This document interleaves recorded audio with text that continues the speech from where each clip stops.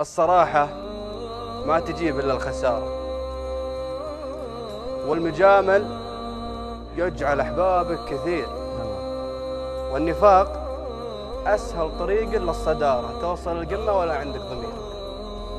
والدجل والكذب خلى لك عبارة، اكذب اكذب لين تصل للوزير.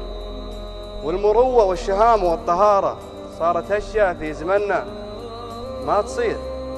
لازم انك تمشي بدرب الحقارة وتحترم أهل السخافة والحغير، ولازم انك تعرف اطباع الحضارة، ترمي الغترة تلبس لك حرير، ولازم انك تختفي خلف الستارة.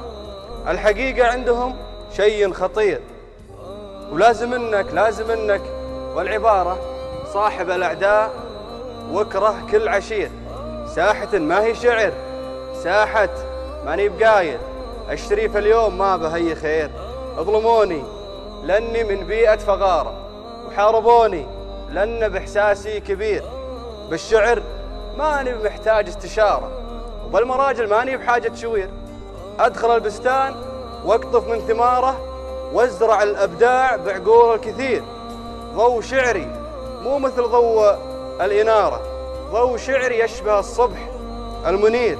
ولن شعري ما كتبت للتجارة، داهية شفني وأنا توي صغير.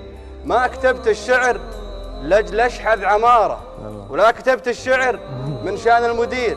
من قصيدي ترتوي كل الزبارة، وسعرت بقلوب حسادية سعير. ولن شعري ما كتبته للتجارة، داهية شفني وأنا توي صغير. التمييز والحداثة والإثارة داخل إحساسي وفي دمي تسير. بختصر كل القصيدة في عبارة، واسمع الزبدة مع البيت الأخير. موت في عز ولا عيش الحقارة، والعنب والشهرة وأنا شاعر حقير. الله صح لسانك.